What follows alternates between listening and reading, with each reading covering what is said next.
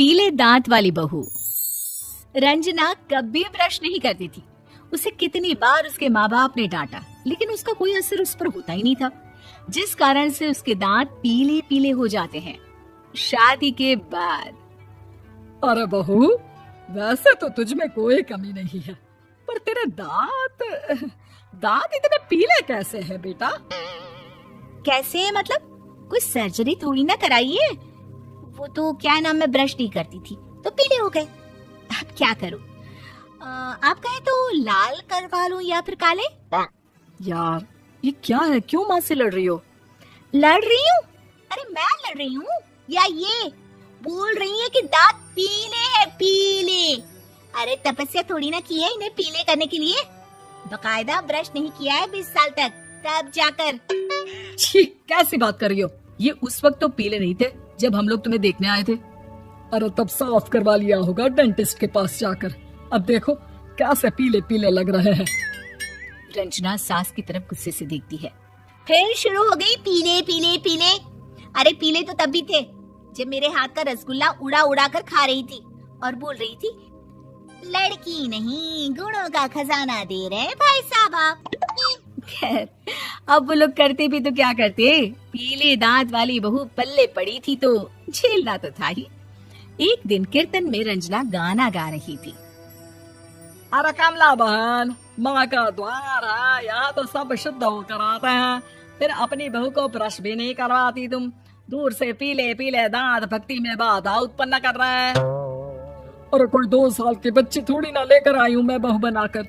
अच्छी खासी लड़की है, अरे कैसे करवाऊं ब्रश? ये तो उसे खुद करना चाहिए ना। अब माँ बाप तो इसके जैसे तैसे निपटा दिए, ये नहीं सोचा कि सास कैसे संभालेगी। सास बहू को लेकर घर आ जाती है, लेकिन सोच लेती है कि अब इसे लेकर कहीं नहीं जाएगी। अगले रोज बहू कहती है, अरे क्या हो गया, मंदिर नहीं जाना क्या? कीर्तन का वक्त हो रहा है। मेरी मधुर वाणी से कान्हा जी जागते हैं और सोते हैं। आप तो जानती है ना उनकी भक्ति में कितना मन लगता है मेरा। वो क्या है ना, तबीयत ठीक नहीं लग रही है मेरी, आराम करूंगी मैं। तबीयत ठीक नहीं लग रही? अभी तो मिथुन के गाने पर नाच रही थी आप, और अब बोल रही है कि तबीयत ठीक नहीं लग रही। अरे भक्ति में मन लगा लो सासू माँ, ऊपर जाना है, क्या मुंह दिखाओगी आप? हाँ? सास को बहू की बात पर गुस्सा आ जाता है। मैं क्या मुंह दिखाऊंगी, इसकी चिंता तो ना कर, समझी? अपने मुंह की चिंता कर, जो ये पीले पीले दांत लेकर हर जगह पहुंच जाती है। पता है लोग कितना मजाक बनाते हैं। ना जी ना, मैं नहीं जाना कहीं तेरे साथ। तो ये बात है। कोई ना, मत जाओ, मैं अपने कमरे में ही बैठकर भक्ति कर लूंगी। ऊपर वाला दांत थोड़ी ना देखता है, मन देखता है, भावना देखता है। और अरे बस बस, तू सब कुछ दिखा, बस ये सफेद चमकदार दांत ना दिखाना किसी को, है? जा यहाँ से। बहू को सास की बात का कोई फर्क नहीं पड़ता, वो तो जैसी थी वैसी ही रह जाती है। सुबह नहाकर किचन में खाना बनाना, फिर खाना खाना, कीर्तन भजन करना और सो जाना। एक दिन, माँ जी मैं सहेली के घर जा रही हूँ, शाम को लेट आऊंगी। हाँ, तो जाना, मैंने कौन सा तेरी आरती करनी है घर पर बैठकर। रंजना सहेली के घर जाती है, जहाँ वो पार्टी में जाने की तैयारी कर रही होती है। अरे शिखा, कहाँ जाने की तैयारी कर रही है? मैं गलत वक्त पर आ गई क्या? अरे नहीं यार, उल्टा सही वक्त पर आ गया। मैंने ये साड़ी और ज्वेलरी निकाली है यार, शाम को इनके ऑफिस की एक पार्टी में जाना है। बताना कैसा लग रहा है ये सब? नहीं यार, इस ड्रेस के साथ तो वो वाली ज्वेलरी अच्छी लगेगी। हाँ सही बोल रही है, मैंने ध्यान ही नहीं दिया। वैसे तो हमेशा से मस्त फैशन सेंस रखती है। तो बड़ा जाती होगी ना पति के साथ पार्टी में। रंजना कुछ नहीं बोलती, बस सोचती है कि यार काश ये बात सही हो जाती, पर मैं क्यों नहीं जाती पार्टी में? क्या इन लोगों की कोई पार्टी होती नहीं होगी? रंजना घर आती है और रात में पति से सवाल करती है, एक बात बताइए, आप मुझे किसी पार्टी में क्यों नहीं ले जाते? क्या आपके यहाँ ऑफिस में पार्टी नहीं होती?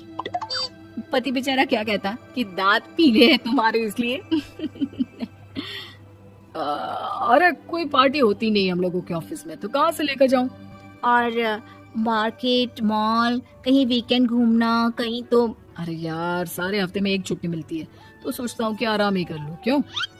रंजना मन मार के रह जाती है। पहले कभी सास के साथ मंदिर जाया करती थी, लेकिन वो भी सास ने ले जाना बंद कर दिया। घर बैठी बैठी रंजना बोर हो जाती है, तभी उसे आइडिया आता है और वो मायके जाने का सोचती है। सासू माँ, 2 दिनों के लिए मम्मी के घर जा रही हूँ। अच्छा अच्छा ठीक है, आराम से जा। और हाँ, माँ से कुछ अच्छी आदत सीख कर आना कि कैसे शरीर के हर भाग की तरह दांतों की सफाई भी जरूरी होती है, समझी? शुरू हो गई ना आप। वो लोग आपकी तरह नहीं है कि छोटी छोटी बात का बतंगड़ बना दे। उन लोगों के लिए मैं मायने रखती हूँ, ना कि मेरे पीले पीले दांत।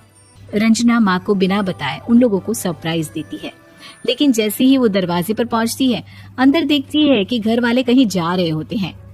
अब माँ, काश रंजना दीदी के दांतों वाली प्रॉब्लम नहीं होती तो वो भी हम लोगों के साथ चलती ना बुआ जी की बेटी की शादी में। हाँ बेटा, लेकिन अब उसे कौन समझाए कि उसको उसके पीले दांत नहीं दिखते, लेकिन उसके आसपास के लोगों को कितना एम्बैरेसिंग फील कराते हैं। मुझे तो कितनी बार उसके स्कूल की टीचर ने शिकायत की कि उसके साथ कोई लड़की बैठना भी नहीं चाहती, और ना ही कॉलेज में कोई उससे बात करना चाहता था। लेकिन पता नहीं क्यों उसे ये बात समझ में ही नहीं आती। कोई कमी नहीं है उस लड़की में, बस यही कि दांत पीले हैं। वो तो भला हो जीजा जी और उनकी माँ का, जो दीदी को जैसी है वैसे ही रखा हुआ है। रंजना को अपने घर वालों की बात सुनकर बहुत दुख होता है। वो सोचती है कि वो क्या करे, लेकिन फिर वो सीधा डेंटिस्ट के पास जाती है, अपने दांत चमकाती है और कसम खाती है कि वो रोज ब्रश करेगी। अरे क्या हो गया, तुम तो 2 दिनों के लिए गई थी ना, पर कोई ना, अच्छा है चलो आ गई तो। रंजना सास के सामने आकर खड़ी हो जाती है और पूरी स्माइल करती है, उसके चमकदार दांतों को दिखाती हुई। हैं? चले मंदिर। माँ, मुझे माफ कर दीजिए, मैंने आप लोगों को बहुत एम्बैरेसिंग फील करवाया। मैं आज से रोज ब्रश करूंगी।